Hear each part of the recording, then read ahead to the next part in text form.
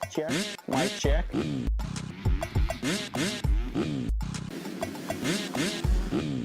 Fly racing.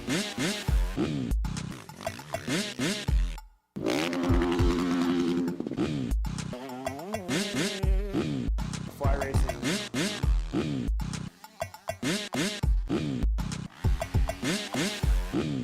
Fly racing.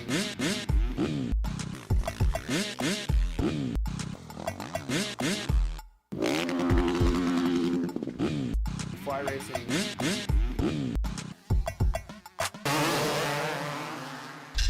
MX Network production. This is the Fly Moto 60 Show. Presented by Maxxis Tires, 100% Goggles, Decal Works, Get Data, and Vertex Piston. On PulpMX.com, taking your calls and looking ahead to the races with your host, Steve Mathis. Yeah, welcome everybody. Fly Racing Moto 60 Show. It's live. Millville this weekend. Round 7 of 11 in the motocross series, and the 250 class just got spicy. Looking forward to talking about that and more today on the Fly Racing Moto 60 Show with Justin Brayton and Michael Lindsay. And you, 702-586-7857. Give us a call. 1 hour of pure, raw moto talk. Taking your calls over there, holding things down. Coming in a little late today, but, better late than never. Tits, what's up? I was 7 whole seconds before the other guy, so let's dial down the late talk, okay? All right. Well, the other guy came in a little bit late, too, working the cameras. Travis Marks, what's up? I was only late because the other guy tried to hold me up at the gate. Yep. Tried to stay at the gate and Both let of the you gate close sabotaging it. Also, he's very upset about the $1 less that he makes. Yeah, well, when you're 11 years old, that's the stuff you get mad about. Yep, absolutely. Tea time today, Tits? I actually just got back from a 3-day golfing work trip, so I'm done with golf for the week. Okay, all right, just checking. Thank you for asking. 702-586-PULP. Give us a call, and we'll take some calls. We'll talk about Millville and more when it comes to the Motocross Nationals, man. We got a set of Fly Racing beach shorts to give away today and a pair of 100% goggles as well. So thank you to those guys for giving us away, giving us stuff to give away. Fly Racing Moto 60 Show, 100% Get, Vertex Pistons, Plum Creek Funding, Decal Works, Maxxis, all on board with us. And thanks to the folks at Fly Racing, man.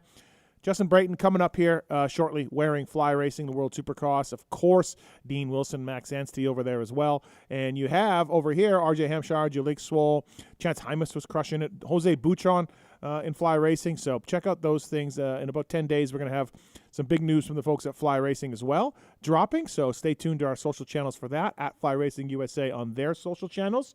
And lots to get into tonight on the today on the show. Again, Formula Helmet, Evo gear, light stuff is great. Kinetic mesh is really, really good for the summer because I went riding the other day. It was basically the same temperature as the face of the sun, and it was a hot one. So I wore the kinetic mesh and felt it pretty cool doing it. So thank you to those guys for coming on board as well. Get Team Honda HRC using Get products from the ECUs to the RPM dashboards to the data loggers. Yeah, they got it all going on. Now, the 250 guys are using the ECUs. 450 guys are using the dashboards and the data loggers. But, man, for Factory Honda to put on the Get stuff, you know that it's the highest level that they trust. And I understand they were testing this week as well with the Get guys. 2-stroke CDIs, 4-stroke ECUs. Get it, man. And email us using the contact form on PulpMX to get a discount from the folks at Get and Athena. Athena stuff, too, as well. Big bore, cylinder kits, cylinders, all sorts of motor parts. So whether it's Get or Athena, we can get you a deal if you use the contact form on PulpMX. And also, speaking of deals, Decal Works, PulpMX 23, the code to save. Red Bull KTM, Factory Husqvarna Off-Road, I should say, using Decal Works. They will absolutely dial you in. From beginners to seasoned vets, race teams, project builds, magazine tests, Decal Works' mission is to cater to those who love to ride. Decal Works, #1 for many reasons. PulpMX 23 is a code to save to get 20% off your custom graphics. So please check out those guys. We'll tell you more about the other guys later. But speaking of Decal Works, speaking of SoCal gear, it's Justin Brayton. What's up, JB? How are you? Man, that brings back some memories. Yeah, you wore the SoCal SoCal. gear. Yeah, back in the day. You were a SoCal guy. I did, yeah. I got my first arena cross podium in SoCal gear and rode my first, year or two as a pro in SoCal gear. So, Yeah. Yeah, awesome. way back when. Yeah, absolutely. Fly racing now in the World Supercross. Let me start off with the number one question, like panic button for Justin Brayton in the World Supercross or not? Panic button? I would say no. I don't think you even have to look for it, Steve. We had some. Well, for one, we're just happy to be there. Weege and I are just so happy to still be racing at almost 40 years old. So there's that. And then I don't really like to make excuses, but I had a little incident Tuesday before the weekend, before the race. I had a pinched nerve in my back, like my upper back and kind of lower neck, that if I put, like if you're holding on to the bars in that position, and if I looked up, it would pinch so bad. My right arm would go numb, and it would like almost just want me to just let go of the bars. Like it hurt so bad. So we just kind of limped around and got a 7th, but no, that's we're fine. No panic. All right. Yeah. I mean, I saw the start in the 3rd main, and it was great, and then it went backwards from there. So, but yeah, it sounds like you had an issue. So. Did you get like kicked in the ass, like, or something, or anything you can trace it to? Oh, I know exactly. I had like 3 laps to go in Moto at Club MX, and there was a triple into a 90-degree turn that went into whoops, and I would always land off the 3 end of the turn and go wide, and I'm like, man, I wonder if I could land seated and catch the inside and like go down the left side of the whoops. Well, I tried. I came up just tagged it a little bit on the seat, and I'm just like, boom, it just jarred everything in my back and neck, and I couldn't turn my head. Like I came home and I was talking I obviously walk in the door and Paige is like, what happened? I couldn't turn my neck at all. So yeah, it was a bummer, but it is what it is. You got a little time to get ready for round 2. So we got a little time. Time is on our side, that's for sure. Yeah, absolutely. How was year 2 of the World Rounds? How was organization, format, track? How was it? It was okay. I'm a little bit caught in the middle, to be honest, because I really like Adam and what he's done. I've been a part of the AusX Open for a long time, part of the Australian Supercross Series. Yeah. And it's no different than any of that, right? So, I do have an issue with, obviously it's called a world championship, and the people that act like so serious about it, like it's everything and it's the world stage and this and that, and maybe it will be at one time, but I find that hard, and it's probably not even coming from Adam. Adam's really realistic and on his goals and where he wants it to go. And, do I think it could succeed? Possibly. But, right now it's not American Supercross, right? Right. So that's where I find it just a little bit of an issue. But it's also, then you have the other folks that are like kind of mocking it and making a joke of it. It's like, man, there's a lot of people there that have never seen us race before. I mean, you were in Cardiff last year. The fans were stoked. There's riders that are making a great living. I've done this schedule for a long time. As you know, Steve, this is no different for me. So, but now there's other people that can get on teams and have some support. I think about Cade, I rode with him all kind of before the race going into the world stuff. And, he's making a good living racing Supercross around the world. And I don't have a problem with it. I just have a problem with the people that are like, think it's the end all be all and it's the world championship. And, my race tech rant the other night on my show was about sort of like it's not American Supercross. It's not going to be World American Supercross. I wish them nothing but the best. And I don't like sort of the snide comments from some of the industry, that even my friends in group text. I don't really like it because teams are getting paid, riders are getting paid, and we have something else to watch. Like, what is the downside? Where's the downside? I think it's great. So more power to them. It's all good on my end. I 100% agree, and there's a place for it. Will it? Is it like I said, is it the best of the best right now? No, that's obvious. So for the people that act like it is, don't act like it is.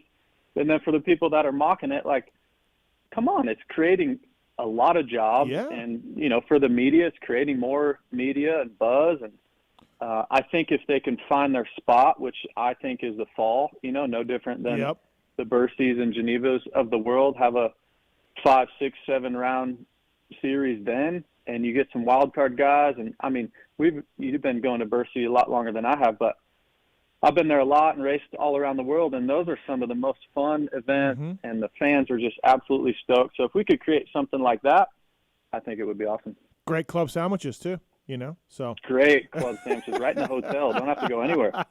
All right, let's get into this. Millville this weekend, best track on the circuit. Tim Ritchie doesn't like me saying that. Everyone loves Redbud, and I get it. I understand it. Millville's not the best amenities or the best viewing, but it's the best track on the circuit, a little narrow in spots, but you're with me, JB, on this. I'm with you. And look, you and I might be a little bit biased. It's 3 hours from where I grew up. You raced some nationals there, not far from, you know, where you grew up in Canada. But I really think it is. It's the most diverse track. It has sand, it has clay, it has elevation. As far as when you're there, like the facility, the creek running through the place, obviously it's called Spring Creek. I love it. I think it's so cool. And then you have the Millville sand whoops that are just, they're famous in their own right? When I remember going there as a kid and you know, the one problem you mentioned for viewing, I would always have to pick. All right, you going to watch from the whoops this moto, or are you going to watch from the hill? Yeah, same thing. And you would always switch it up, and that's kind of like the nostalgia in it as well. And, you know, who's going to be good in the sand whoops. Yeah. And they change every moto, and every year you go there, they change. So I'm with you. I love the track and the facility. A little bit far from the airport. Yeah. But Redbud, you know, 4th of July, you can't really compare that weekend. And Redbud's an amazing track. But I think just overall, it's tough to beat Millville. It's got everything. The start, we were talking about the start on Monday, and JT was like, I don't like it. You know, a lot of riders kind of don't like it. It is fast. You know, it's a right-hander, fast. What's your thoughts on it? Is it okay? Does it need to be changed up? Or is that the one sketchy part of it? It's definitely sketchy for sure, because you have a ton of speed and you got guys coming from the outside. You know, I raced some local races there back in the day, and there were some local guys that would line up like way far left of the box and just big sweeping, you know, never let off. But then you got the guys from the inside. Are they going to drive it in deep? And are you going to Clyde? And like who? It's a game of chicken. Yeah. You also don't have your rear brake. That obviously, you know, you can make a big deal about that as well. You got to stick your right foot out at some point, so you don't have your rear brake.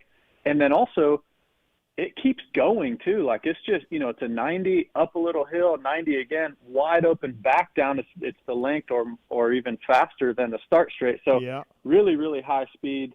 Does it have to go? I don't think so. I mean, it's no doubt it's dangerous. There's been first turn crashes there for years. I've been in a couple of them. Obviously with the greats, you know, are guys going to be closer than they've ever been? That's kind of to be determined, but it's definitely a scary start. I don't know what they could do different. You know, they'd have to reroute the whole place. You've got that starting, you know, this big announcer's tower or whatever that they just built not long ago. And true. You'd have to. So I don't know what would you do different, Steve, if you changed it? You'd have to really move. It'd be a lot of work to change. I wouldn't change it. Motocross is dangerous. It's got everything's got everything's got its own risk inherent in each track, and that one is a little sketchy, as you said. I've done it as well, and it is what it is, man. You know, so I kind of like it. But it is a great track, and we're going there this weekend. Let's talk 450. So Kenny got real close to beating Jet. High Point. Jet had an off weekend. Then, you know, we go to Redbud, and Dylan was reeling him in a little bit. Then Jet kind of pulled back away. And I was like saying, well, when Sexton gets up to speed, you know, I think he's going to be better. And I don't know about this undefeated stuff, all of this. And I guess it was just the sand, but it was an ass whooping this past weekend in Southwick. So are we in for another ass whooping, or is Chase going to get better and Dylan going to get better and actually try to challenge Jet Lawrence? JB, what's your thoughts?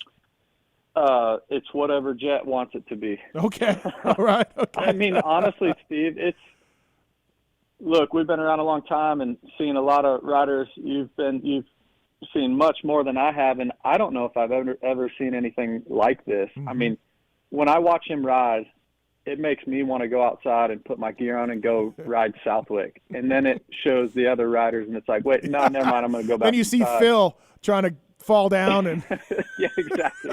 You see him trying to line dance on the side of the track. And you're like, oh, wait, that's what normal humans look like, right? Yeah, exactly. And I don't know, man, his maturity, the way he rides the bike, his bike looks incredible underneath him. Like, it's working perfect, but what – is that the bike or is it Jet? It's probably a combination. Mm-hmm. His starts are killer. Dylan's got him a couple times on the starts, but he can just pass the guys at will and then kind of do what he wants. So I don't see much different. I just don't. I wish I could say that. Yeah, I wish I could say, like, yeah, man, Chase is going to beat him. And look, I like Chase just like all of us, but he's still on the back foot a little bit, I believe, and he probably needs that break coming up here in a couple weeks, but I just think Jet goes 1-1. Yeah, so the only way have to happen for him to get beat. Yeah, so the only way you think he's getting beat is a tip over, a first bad start, or maybe not even a bad start, but a first turn crash. Like something has to happen for him to lose. Yeah, I think so. Yeah. You could arguably say that Mount Morris, he had an off day. I mean, he flipped over the handlebars and still came back to win and fairly easy, he kind of tracked Ken down. We'll see if Ken shows up at one of the races coming up. My next question, he's coming to Dilla and Bud's. Yeah, which he's incredible at. He is good at Unadilla. Yeah. He's really, really good there. And I think he'll have more preparation. He'll also come in really rested. So that could be really interesting if he – Okay. What if the storyline is that he just comes in for 2 or 3 races and he's the one who gets an overall or something? That'd be pretty crazy. He looked incredible at World Supercross. He looked great in World Supercross. I watched, he looked – I mean, obviously, again, not the steepest competition, but, he looked really good. So – I mean, he's getting good on all fronts right now. I can vouch. I mean, he's good mentally, physically. Mm-hmm. He loves the bike. He's in a really good place. He is. And so, could he show up and beat him? I also think Chase, after the break, maybe comes back and gets a moto. But I'm enjoying watching Jet, Steve. It's incredible. It's really, really fun to watch the way his technique and all of it. It's great. impressive. So I kind of talked about it on my Monday show, like Washougal. He's never won a moto there. He's won overalls. Washougal is the site that Ricky lost at. As you know, it's a weird track, no traction, shadows, all of that. Like, is it Washougal or no? Or are you on the same page as what you just said? Well, I just think Washougal's pretty start dependent because it's really hard to pass. Mm-hmm. So if Chase can hole shot him, I don't know. I don't know Dylan's record there. Is Dylan pretty good at Washougal? Nothing stands out in my mind, no. Yeah, I feel like Chase kind of stands out. I think Chase is good there, obviously, with his technique and stuff. But Jet's starts are just so good. So if the track's start dependent and Jet gets out front, and then we praise Chase for his technique and smooth. Well, guess what Jet is? Smooth and his technique is great. And I think if Chase can get out front and Jet starts 5th, can Chase beat him at Washougal? For sure. Mm-hmm. But does Jet start 5th? And does Chase get the whole shot is the thing. I mean, Jet, his starts are really, really on point as well. So. No, absolutely. Justin Brayton on Fly Racing Moto 60 show. Again, Ken Roxon coming out for Unadilla and Bud's Creek, we think. Also, thanks to the folks at Maxxis Tires. Jace Kessler running Maxxis out there. A-Ray was running Maxxis before he hung it up. Our guy A-Ray. That's it. No more highlights anymore, JB, of Alex Ray and Supercross. It's sad. It's a sad year. Sad year in Moto. Shop.maxxis.com for more information. Soft to intermediate to hard. Mountain bike tires are great as well. I'm sure you've got some Maxxis on your Levos out there in North Carolina. So, thanks to the folks at Maxxis for coming on board. All right, let's take some phone calls. We do have our full lines for Justin Brayton here. Remember John Hedden, JB? Remember John and Jeff? Oh, yeah. Yeah, he's on line 1. Right. John Hedden, what's up, man? Hey, how are you guys doing? We're good, man. How are you? I'm good. Yeah, JB, right at the end of our career, we raced you a couple of times. I remember specifically one arena cross in our hometown in Wichita, Kansas. You came up there and you won. My brother got second and I got third. Nice. I think it was like a little regional arena cross, but that may have even been before you started racing Supercross. It would have been, it would have been like anyway, 2002 or so. Yep. Yeah. I guess you guys kind of already answered my question, but I mean, I'm really interested to see if Jet can do this in Supercross. I mean, is it just a 450 thing or what? Yeah. Well, he's going to win a bunch of Supercrosses. That is no doubt. Right, JB? I mean, this to me absolutely just picks it up right back up, right? Yeah, I think so. And you know, we were just talking about his starts, and that obviously it's so important in Supercross, and I think it's just going to fully transfer over. I think we're going to see something maybe we've never seen with his style and technique, and you know, it's going to be incredible. I really think it is, and you know, it'll be interesting to see if Chase and Kenny and you know, who knows if Eli comes back, if they can match him, and they'll match him certain weekends, but yeah. I really think there's going to be weekends that he's, you know, our jaws are on the ground and he hole shots and wins by 10 seconds, you know, pretty easily. Thanks, John. Thanks for the call, man. Hey, thank you guys. Appreciate it. Thank you.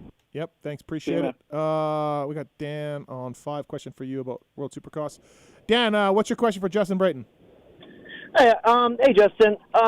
I was wondering what you think about. I've heard comments made about the fact that with World Supercross that it's a better plan in that the promoters, teams, and riders are more of a complete unit, that they work together as far as getting paid wise, versus in the American Series Supercross or motocross and getting paid, riders getting paid directly from the teams.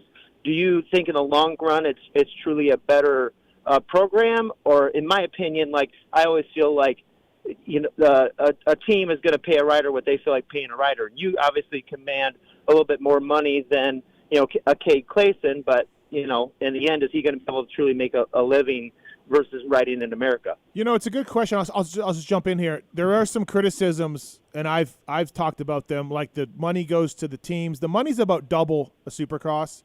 Maybe not this year, but in past years. And I've heard of some of these teams, kind of lowballing riders a bit, JB. And, riders are desperate. They'll ride for whatever. But I don't know if that's necessarily great to have. But it is interesting, JB. Now, go ahead.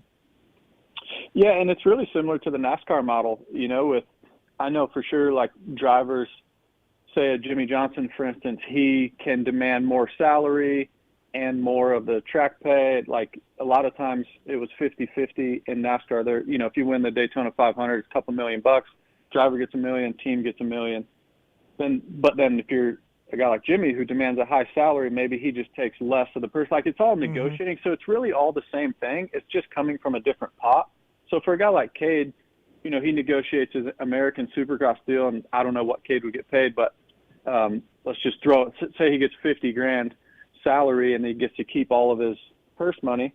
Well, now the world stuff, I do think it is kind of good, especially to keep teams like a MCR, like Uribe or Craig Dack, Rick Ware, these guys that are, you don't have a ton of, you don't have a corporation behind you like a Honda or something that's just unlimited budget. So they got to get money from somewhere. But they're going to say, okay, I'm going to try to pay my expenses out of this bonus. If you win in World Supercross, I think it's $40,000. Mm-hmm.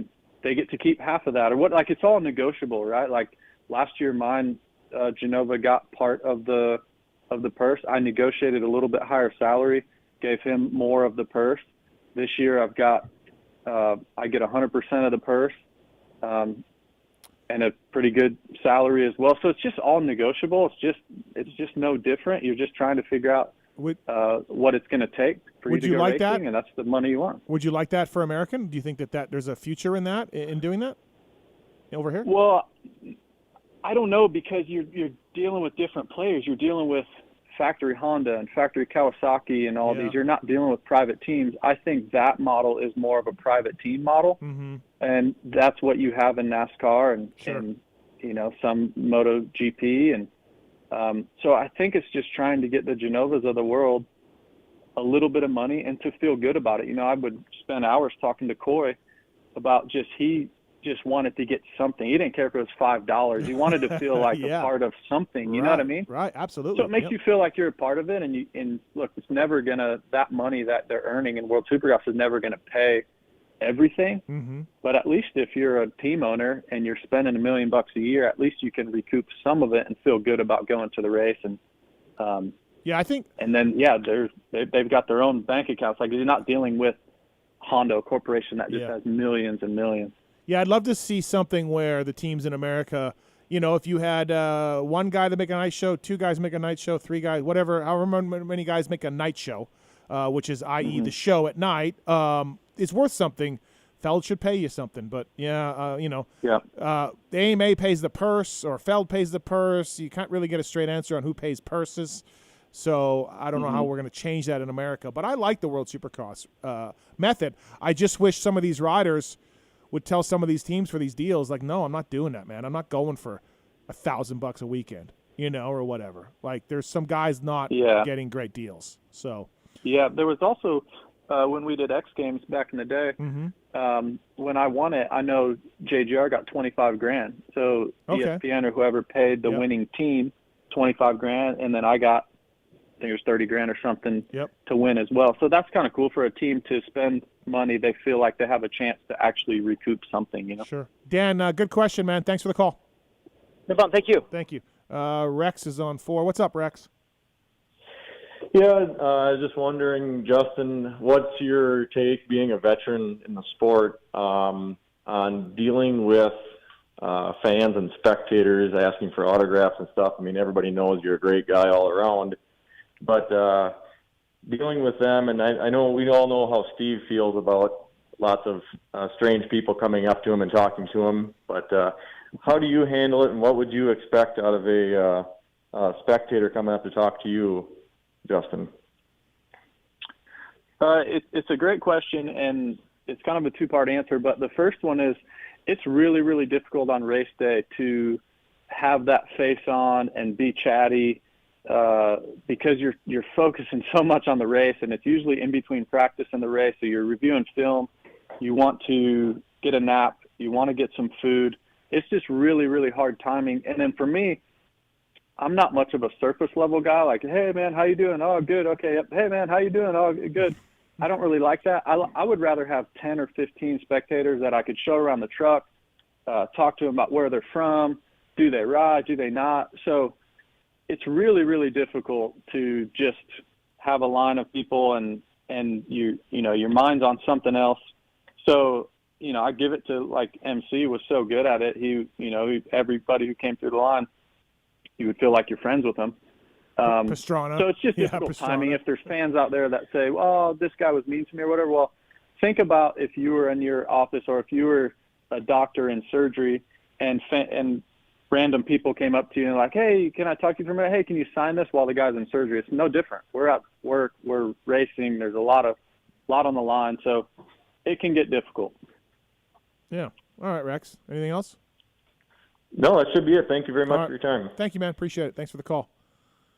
It's fake news that I don't like strangers. That's fake news. What I don't want to do, and I've said this over and over, I'm very friendly at the races, but what I don't want to do is like go mountain biking with you, or like people say, hey, I'm in Vegas, come meet me for a beer. You know, I don't want to do that. I don't want to do any of that. I don't know you. You could be a weirdo. I don't want to be stuck in some room or mountain biking with some guy that is a weirdo.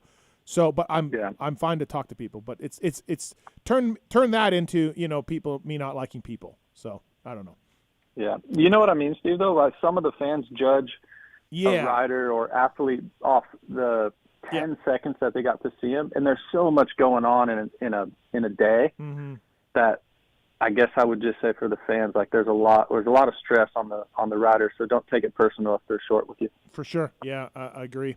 100%, by the way, Pulp 30 is the code to save on everything 100%. San Diego-based company, 100% brand has always been synonymous with American motocross. Since the 1980s, they've been iconic moments, and they've been a part of a lot of those.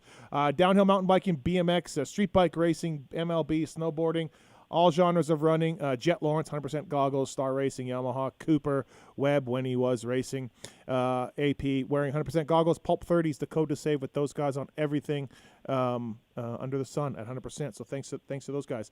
JB, Shane McElrath coming in this weekend. I don't know if you heard this, but the 12 will be on a Yamaha. Yeah, he mentioned that to me when we were in Birmingham. Got to obviously talk to Shane for a little bit, and yeah, he mentioned his summer plans. I think it's awesome. I think it's really cool. Go get some more points and show up at the SMX races, and that'll be interesting. You know, that kind of Phil group, right? Can Shane be above that, or can he be in that mix? You know, there's a lot of, like, you've got Jet, and then you've got the next podium group, and then you've got, like, kind of Masterpool in there, and you've got Garrett now. Yep. In that mix. You've got Phil getting better, so where will Shane slot in? That's going to be interesting, but I think it's cool. I saw on Instagram he went and bought the bike on his own, and I love it. SMX points, man. You see these guys doing the math, talking about it, coming back. Like Cartwright was in on Monday. He's like, I'm going to miss out. I really want those points. The SMX is having the intended effect of guys just trying to get into that top 30, you know? Yeah, it's working great for sure, and there is a lot of money on the line, and man, what is it, $25,000 to the last place guy? So I don't blame him. Go buy a bike and go do a few races, and also keep racing. You know, there's such a big break. In WSX, I tell people all the time, race anything. You know, go race a fair race if you have to. Just keep racing, and Shane's, you know, for him, go do some nationals, and look, I don't know if he has a ride next year, so maybe this could be, you know, a little show of what he can do. And Colt's coming out for Washougal. Colt Nichols will be at Washougal again. SMX points. You know, so like it's working out. Adam, what's going on, man? Hey, Steve, I have an article idea for you. Okay. Kind of like the dirt bike shootouts, but you keep saying that Millville's the best track. So a national shootout, you know, best track, best dirt, viewing, crowd. Adam, I've already done this. I've already done this. You have? Maybe like 2 years ago, maybe 3 years ago, on pulpmx.com. So Google pulpmx.com national tracks ranked or something, and the article should come up. I ranked them from like amenities like Starbucks and restaurants to dirt to viewing to track. Yeah, I ranked them all. All right, I'll check it out. Yeah, check it out, man. Let me know. Thanks. All right, thanks. Yeah, that's what I do. I deliver the articles. Was Steel City on there, Steve? Was Steel City on there? I don't think so. Jordan on one. Here, I'm going to Google it right now. Jordan, what's your question, man? This is Jordan from the Elevator at Indy Supercross. Hey, what's up, man? Yeah, you were way too excited to meet me, dude. Yeah, I just wanted to hear to the guy's point about the strangers and stuff. You were very friendly to me. But anyways, my question was, you guys have been talking about Jet and Chase Sexton, like, you know, both being alpha dogs and not wanting to maybe share the spotlight on the same team. What if Tomac comes back? You know, how's that going to work with Cooper Webb? They've battled for championships, several of them. What do you think? How's that going to work if he comes back, JB? Well, I think Tomac's unique because whatever team he's on, he kind of does his own program. He's based out of Colorado 95% of the time. He's got his motorhome at the race. So a lot of the higher end guys, even though they're on the same team, there may not be, you know, like Coop will probably have his own bus and Eli will have his, and you know, Coop will ride at the what do they call it, the goat farm or whatever still, and Eli probably won't. So I think they'll be separate enough, and then they're both mature enough as well. Like I think they'll work fine together. I really do. Yeah, I think it's a little different because I think both guys are older and, you know, they don't got that much time left in the sport. And I was surprised. We had Justin Cooper on Monday's show, and I asked him about Eli. He's like, yeah, I don't really talk to him. I'm like I know I'm not saying he's out the goat farm all the time, but he's been there a couple of times. And then you would think at the races, I know they're different trucks, but you would think they would pass or talk. But Justin Cooper was like, yeah, no. So, I think he does do his own thing, So. Okay, gotcha. Yeah. Okay, so the national article, I couldn't find it, but we found it. It's 2017 I did it. So I said 2 years ago. 2017 I ranked all the national tracks. So Adam, check that out. And also, Jordan, do you want a pair of goggles or a set of Fly Racing board shorts? I think I'll take the goggles. I appreciate it. All right, stay on hold, man. We'll get them to you, all right? Thank you. All right, thank you. Appreciate it. JB, before we let you go here, a couple things. 250 class, this thing's wide open. Do you think Hunter's dealing with some rib injuries? We saw he wasn't 100%, obviously the bike issue too. Do you think it's a matter of Hunter just kind of picking up where he left off, or do we have ourselves a hell of a chase here? Man, I'm so excited for the next 2 weeks because I think that's going to tell the tale of it. If Hunter can come out this weekend and let's say he goes 2-1 or 3-1 or 1-1 or whatever and kind of gets a stranglehold back on the series, I think it's over for everybody. But if you're Justin Cooper or Hayden or, who else is there, Shimoda, like they legit think they're in it, but they need to really get back in it these next 2 weeks. Because if they go into the break any more points down than they already are, I think Hunter's got it fairly easy down the stretch. Look, anything can happen, obviously, but I really think these next 2 weekends are really, really important for all of them because I think Hunter can, like I said, establish his dominance in the next 2 weeks. And if he wins these overalls and, gets the points lead back and maybe has, 15 or so going into the break, then I think it's Hunter's. I really do. But like you said, if he's got a rib injury and these guys, these other guys, smell blood in the water, it's game on. It's going to be fun to watch. I know that.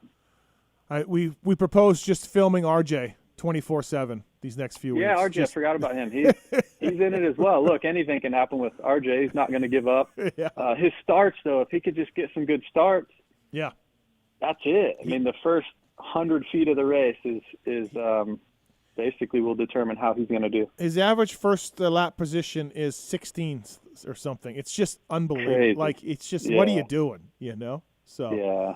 And that's first lap, right? So imagine what he is around the first turn. Exactly, right?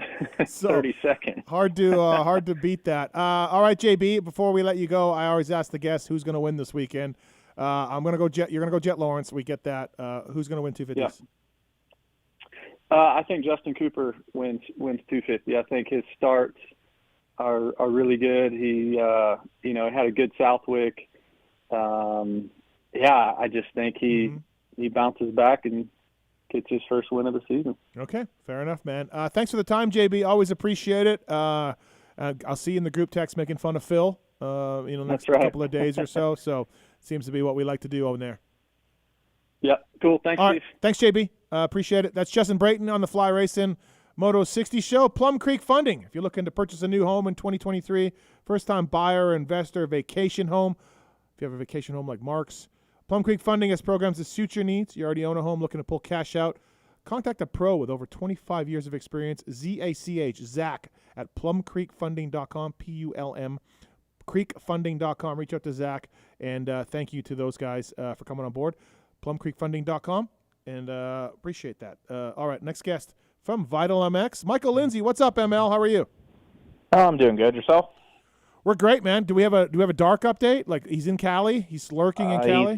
He's on he's in an airport. Hopefully makes it to Millville in one piece. We'll see. Okay. There is something happening on tomorrow with Fly Racing guys, and there's an embargo on it. Are you worried about him breaking the embargo again?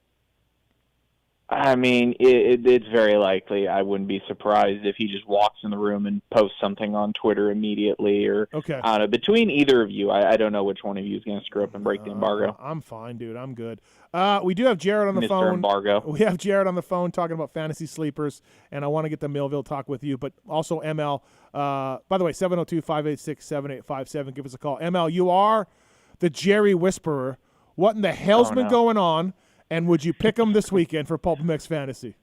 What's the handicap? I hadn't looked yet. What do you think, Marks? What do we got? Is it a 14? 6? For who? 14? Jerry. Isn't it up to 12? Yeah, I think it is getting up there. It's up there right now. I would for Millville. Hey, can you put it together? I mean, 2 motos? No. He's had a good week. I talked to him yesterday. He's trying to suspension. He's had a good week. Red Bull was not good. Pretty much a high point almost rough. I know, like near-death experience. The Cali Jerry needs to come back.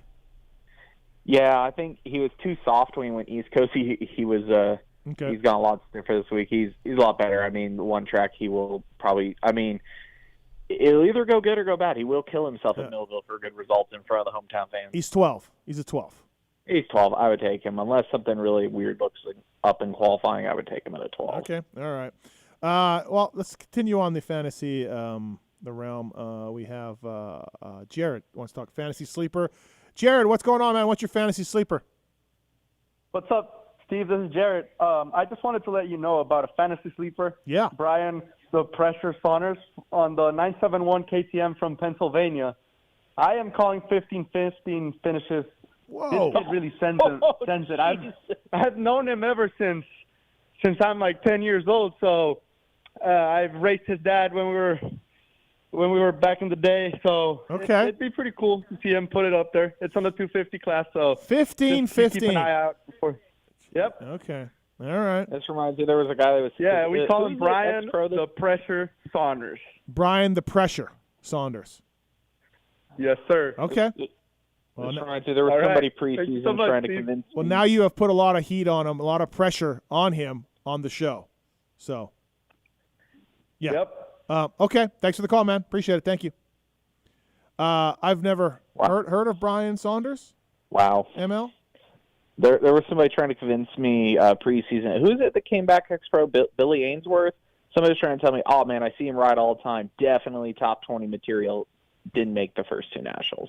Okay. There was somebody there down for him talking about some kid at Washougal. They thought that was going to kill it and didn't make the first couple nationals. So we'll see. By the way, speaking of that, Washougal, the 2-stroke bounty thing, Carson Brown's going to get this, right? I did have A-Rod reach out to me asking me if it was for real and if he was going to ride a 2-stroke. So speaking of your Jerry Whisperer, I'm building Jerry a bike this week for it. Oh, okay. So it's heading that way on Thursday. All right, well, that'll be interesting. 702-586-PULP. You got a question from Michael Lindsay about Millville or anything else, give us a call. Still giving away a set of Fly Racing beach shorts as well. All right, right now, ML, it's early, but we are coming up to Des Nations time. Who do you pick? What do you think? Do you think Chase goes? And if not, who do you pick? Well, last night. So if Chase goes, of course, Chase team captain, 450 kind of depends on how Barsh is when he comes back. Kind of depends on Aaron's back. I'm all in on RJ on a 450 personally. I am all in on that if he has a good couple rounds. And then you have to take Hayden on the 250 at this point. I won't take RJ on the 250, but I would take RJ on the 450. Really? Okay. Yeah. Okay, so as we know, like one of your biggest risks going destinations is your 250 guy, his ability to put together some decent score on the board, not have a bad weekend. I don't know why, but I feel more strongly about RJ being calmer on a 450. I don't know if I'd risk him being on a 250 at destinations. Okay. What do you, if Chase doesn't go because of the switch to KTM, what do you do? Ooh, that even falls more to my, okay, again, you're pretty much stuck between Barsha and AP at that point. Depends which one's riding better. If Barsha's up to speed, yeah. Yeah, and then again, I still lean towards I'm a fan of moving 250 guys up. Mm-hmm.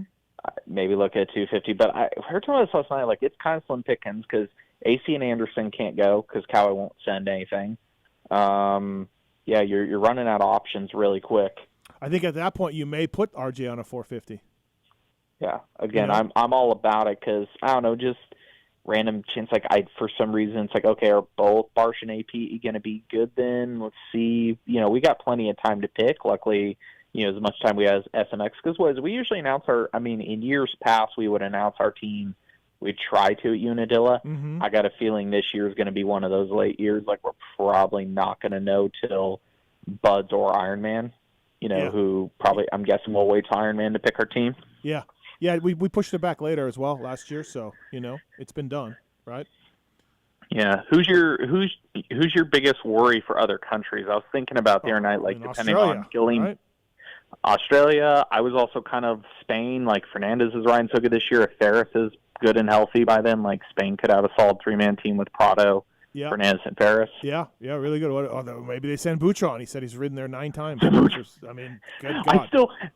I still am shocked at Boutron, the second moto at Southwick. What in the hell? Yeah, I don't know. He was on it though. Yeah, absolutely. Phil thinks he was on some sort of Spanish PED and he wants to get some. So it's just called tequila. Yeah, he was great, man. He was awesome. Old man strength, I guess. I don't know. Hey, we're gonna have a Kenny back for Unadilla and Budds Creek. You think he's as close to Jet as he was at High Point? Unadilla is a great track for him. I think at Dilla, not as much Budds. I could see it at Dilla though. Yeah, kind of just the more long rutted thing. I don't know, but I'd have to go back and look and see how good Kenny has been at Budds. But I would lean towards Dilla being the better one. And of course, like many people, I'm subscribed to. I think Chase can get it done at Schugel, maybe Dilla, but I feel like Schugel's the weekend, the perfect streak finally gets broken. Yeah, I'm kind of with you a little bit, but God, this Jet looks so good right now. Hey, 250 class, let's talk a little bit about that. What Hayden's got the red plate. Hunter's got a rib injury. RJ's coming. Justin Cooper was on the show Monday. He's back into this thing. Are we in for a battle royale, or is Hunter just going to be that much better again once he gets healthy? I mean, this weekend and the next one will tell the tale, but I don't know, like Hunter, he had the rib injury coming into the season, still rode fantastic. I kind of wonder when you rebash him, like, okay, between that and a little bit of the arm symptoms, you'd think he's probably the worst off he's been at this point, and we're getting into hotter rounds, and I think he admitted, like, he barely was riding since the beginning of the season. Up until the break, he found a decent week. You kind of wonder, like, is that finally going to catch up with him? Now he's fucked and he's not riding during the week again, so does this start to compile eventually? Like, how much of the season can he run on base fitness before it starts to bite him a little bit and the performances are just a little bit off? I mean, yes, if you're Deegan, you have the points gap, you can hang in there you can afford to have. He doesn't have to go out and kill it this weekend, but I feel like, RJ and Jay Cooper sort of closer to do or die situation. Like they can't afford to just, like, the best thing for Hunter is, I think if Hunter gets to the next 2 races and doesn't lose points on any of those guys, if he just kind of mixes up results with them, gets the 2-3 weeks off to be healthy, it's pretty hard to bet against Hunter in the final 3.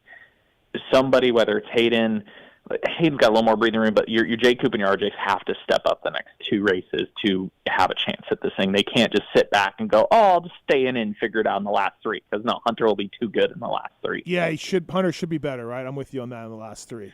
He's going to have some time off and regroup and all of that. It is fun, though, at least, like, comparable to Europe. Like, the 250 classes are the only thing giving us storylines right now. Yes, what Jet is doing 450s is freaking awesome. It's amazing to watch, but at the same time, I'm just glued to 250s every week. Millville, I'm hoping for an RJ win. I want to see chaos. I want RJ take the win this weekend. I want chaos. Yeah, or Cooper. Cooper would throw chaos into it too. Are you surprised at how? I mean, look, Southwick's tough. I get it. First race was Red Bud. Are you surprised at how tough it has been for Jason Anderson to get up to to AP level or around there? Not too much, because I guess talking to him, like, during the time off, he was off the bike, I think, with the neck. I think he may have been off training and everything, it kind of sounded like from talking to him. I don't think he's really been able to do anything, and then just kind of rode for a week and a half and decided to go racing. So I'm not terribly shocked. He kind of even said, like, yeah, it's better than riding 4 days a week, getting my butt kicked and at least getting after it. But yeah, I guess a little bit when you also weigh the fact that I don't think AP's doing particularly great at the moment. It's kind of like any of those 450 guys, like ACAP, Anderson, you're all kind of like, why are you guys all here? Boutron's blowing your doors off. Marchbanks, Boutron, the tie, Masterpool, yep. Yeah, those gaps back to them, you see it a lot on social media, you see it a lot on our forum, people, full keyboard warrior, these guys don't deserve the ride. I'm not that harsh, but I'm also sitting here going, you're not doing something right. At the same time, I'm not going to tell you don't deserve your ride, but at the same time, I'm wondering what the heck is going on with everybody. Yeah, no, absolutely right. I mean, AP's got a back injury right now. He's dealing with that. Jason's just getting back. I wonder if Barsha comes back and immediately grabs fourth spot or battles with Dylan or gets up to speed. That'll be a little bit of an interesting test. Yeah, I mean, there is kind of that gap if he can somehow his first race back, get a start and separate, because there's definitely this gap between, our top 3 pecking order is sort of there with Jet and then Chase and Dylan, and then there is kind of a big gap back to AP. So it's to be said, like if Barcia could start with those 3 guys and immediately get confidence, he could easily slot himself somewhere in the middle, because there seems to be a nice gap that somebody could fill right there. It's there's definitely open space. I guess if Barcia comes back and like Masterpool and Marchbanks are just whooping them, I don't know any more about what to do. I'm just out. I'm out of the sport, I guess. I don't know. Maybe I know nothing. It just doesn't make sense. Yeah, anymore. Nothing computes, right? Just Boutron blows by Barcia and you're just like, okay, what's going on? At that point, you just give Wildcat Racing Factory. You take away Factory Gas from TLD and give it to Wildcat. Apparently. Oh, that would be great. Yeah, Wildcat. That'd be that's what we need. That's what we need more of. Wildcat. Fly Racing, by the way, at Fly Racing USA on social media. Check them out. Some new stuff coming in about 10 days from them. And also, thanks to the folks at Vertex Pistons. Manufactured in Italy, the cast and forged pistons are the premier choices for power and performance. Also, an industry leader in manufacturing high-performance gaskets made right in the USA. Piston kits, gasket kits, and more from the folks at Vertex. And they got the complete engine rebuild kits as well. Plum Creek Funding, Decal Works, Maxis, 100%, and Get also on board with us. Michael Lindsay from Vital MX on the show right now. What's your takeaway, ML, from the opening round of WSX? I don't know if you watched any highlights or did you? I guess I should have prepped you. I watched it all. Yep. I watched it live. I watched it as a replay broadcast. The racing is about what I expected across the board. Nothing too surprising to me really there. I think, maybe one of them. I thought Hill, like if we're breaking down riders, Justin Hill, I thought was pretty impressive for being on the Bud bike. I've heard a lot of comments about the quality of their bikes and their equipment, so I thought Justin was really impressive. Kenny getting beat by Friesma, about what I expected. Super short format, easier tracks. It happens. Broadcast, still, I made a list of notes. I overall felt like the series, I hate to be this harsh, I didn't feel like it took a step forward at all from last year. There was a lot of things that I kind of gritted my teeth at. Okay. It's racing. It's cool. It's still weird having the 3-month gap. It feels like a preseason race. I'm more excited for it. I am excited for the second round because I'm excited for it to be racing when we don't have racing and actually be able to focus on it and, be able to follow it up every week or two with another race and put some care into it, I guess. Right. The JB was on earlier before you had said put it in the fall, and I couldn't agree more. Yeah, I mean, at this point, it's back to what, the whole original theory. This 5 years, the first 3 years, it should have just never have ever tried to compete against anything. It should have been, they could have got more guys, better guys. They could have tried to find a way to fit in. Yeah, eventually, if it grows, eventually it was going to have to overlap with outdoors. It's eventually going to have to overlap with destinations. But, and I'm sure they had bigger aspiration plans, like their original schedules when they were supposed to do 6 rounds the first year, 10 rounds this year, 12 the next. If the original plan came together, it would have worked. But as of now, it sucks because they are kind of operating in that zone anyways. Yep. But, we had this one round. I think me and you both probably agree on this at the end of the day. I think Adam's got a much better headspace for this. It's kind of a shame that maybe he wasn't as in charge as he is now. I think if that was the case, I don't think we would have the schedule that we have right now. I just worry, and I like Adam, and I like the World Supercross guys, and like I said earlier, more racing's great, more guys getting paid is great, all of that. I just worry, how are they going to survive? I mean, they're going to try to get money from governments, just like the MXGP, and I get that. But is that enough to survive with no energy drink sponsor, no distributor sponsorship, any of that? Where is their outside money coming in? That's going to be tough because eventually, even the capital group is going to want their money. Yeah, because it's an investment. I think some people confuse that with Live Golf. Live was the Saudis themselves, running a series. This is an investment group that is going to. It's an investment. They expect returns eventually. They are getting money back.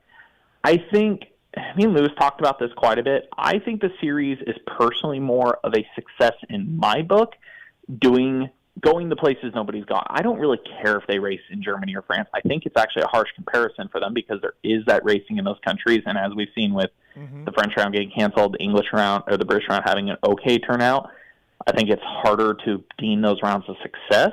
You go to Singapore, that's kind of an instant win. You go to Abu Dhabi, you go to some of these countries where the event's maybe sort of being paid for.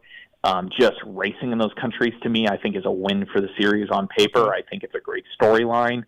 I kind of wonder, like, you think, okay, yeah, if they're getting enough promotion fee per event, kind of like how F1 runs, like, F1 really makes their money off two major things: the promotion fees from the tracks that are hosting it or the venues, and the media rights. Media rights is where the money is in F1, the TV deals or streaming deals. I think, I don't know if really at the end of the day, some sponsors would help. I think those are the ones you target for big money, but you also need people, riders of interest, to make the TV package, like, more people want to acquire it. And then I come back to the teams, and you guys, I heard you talking about JB a little bit earlier. I have a major problem with some of these teams. They got paid really good money last year, and most of them did not pay riders anything. They just offered them purse money. And I've had this conversation with Adam that there was a conversation where I said, hey, I think you've got about 4 or 5 teams that are really cool, and I think you've got about 4 teams that deserve to be kicked out of the series because they're just hoarding the money to pay for the other version of the series. I'm not going to mince words on it. There are 3 or 4 teams I think that are not really doing the riders a service there. I agree, but if the riders sign up for it, how can That's the problem. Janky dirt bike riders that are going to be like, man, cool, they're going to cover my flights, and I can make a couple $1,000s off purse. This is great. No, I know. I'm with you. These guys. Well, Kenny's over here getting millions of dollars a race, and got a couple going, sweet, I got a flight paid for. Yeah. Let's go. Yeah, but how does Adam police that? How's Adam supposed to do anything about that? I think you have to get, and we talked about it a little bit, I think you get a lot. You follow a charter system more like this. There's a rule in NASCAR where basically if a team is like if they finish bottom of points for a certain amount of years, like you kick them out. Okay. And I think you have to get more aggressive like that. I think you go, hey, we're giving you money. We expect a certain quality of person. And if you just continue, like, no offense to them, let's take it this year. Last year, MDK was last in points. I predict the MDK will be last in points again this year. I think eventually you look at them and go, get the hell out. Give up your spot. Wow. Is there somebody waiting to take it, though? Is there someone waiting to take it? I think, now the series, I think a lot of people are skeptical of it earlier. I think, yes, you could find somebody that would do it, that would put in a little more effort. Yeah. Or at least then it makes everybody above them go, oh, crap, we can get kicked out. Yeah. No, I think it's not a bad idea. I hear some of the riders tell me the things that these teams have offered them, and I'm like, that's disgusting. Like, you know what I mean? Like, it's brutal. Yeah. Because the last one I have, I would change the payment structure closer to F1 where, okay, so it's kind of muddied right now. They talk about the riders making money. Like, it pays the team and then the team decides how much to pay. I would pay the teams based on actually how they finish in the team championship. Make them hire decent riders. Hey, if you finish 8th in the championship this year, combine all the rounds, whatever the purse would be. I'm just using an example. Let's say 8th place is $200,000 to your team, but 7th is $300,000. Right. Like, give them a reason to hire better riders. Yep. Yeah. No, you got a point there for sure. Hey, before we let you go, something I wanted to touch on. I forgot. Austin Faulkner, he is back. Yeah, Austin Faulkner is back. He is back. He's working with Rhino. What's your take on Faulkner? Where should he be? How's this going to go? I've seen him a lot locally. Archer that works for him used to work for your team. I've seen them a lot at the track. On to talk to him, see what their expectations are. I think Seth has been fantastic coming back, and from what I've seen, Austin and Seth have been on the bike the same amount of time. They've rode. Seth's first day on the bike was the day before Austin's. Austin's injury was a little gnarlier, so they took a little more time. Austin has been quicker from what I've seen during the week. I think he's been right on Joe's pace. I think Rhino was brought in to work with him on the bike. He's got a different off-the-bike trainer than he used to as well. I think they've worked on a lot of his bad habits that he used to have on the bike. He looks a decent bit different on the bike, how he rides. Yep. I think he looks great. Considering what Seth's done, as long as Austin does what I've seen during the week, he will do as good as Seth, if not better. Oh, okay. All right. So that's good because I think Seth's been really good since he came back. So yeah, Seth's been fantastic since he came back, especially again, I saw both their first days on the bike. Seth was only a couple weeks ago. Sure. It was rough. He really, I think his comeback here has shown, if anything, has reminded me more like why he deserves another shot in a sense, like why he still has a contract. Seth really kind of, he hasn't shown everything he's capable of yet, but I think there is something there with him. Yeah, no, I think he's done well. He's a nice kid too. We had him on the show Monday. He's a really well-spoken, good dude too. All right, ML, before I let you go here on the Fly Racing Moto 60 show, give me your winners for this weekend. I mean, Jet? How can we pick anything else? I'm still Jet this weekend. I'll be Chase for Schugel, but Jet this weekend. All right. And like I said, I want chaos. Yep. I'm not picking this because I'm going with RJ for 250s. I want chaos. Okay, fantastic. Good to hear. Yeah, I think that class is if Cooper and I like your thinking. If Cooper and RJ grab a win this weekend and Hayden and Hunter are just okay or third and fourth or whatever, then we are set up nicely. So all right, man. Well, thanks for the time. Appreciate it. We'll see you at Washougal, right? See you at Schugel. All right, sounds good. Thank you, man. Appreciate it. All right, that's Michael Lindsay. Next caller gets the Fly Racing board shorts. Tis Legendary over there in the corner. And that's a wrap for us. Thanks for listening. Thanks for watching. Marks, great job. Hey, thank you. I mean, honestly, probably a little better than Tits today. Wait. Yeah. Better than Tits. Yep, there we go. For that. Legendary, thank you. Appreciate it. Good luck with the golf. My pleasure, yep. And thanks for watching. Listen, everybody. Fly Racing Moto 60 show. See you next week.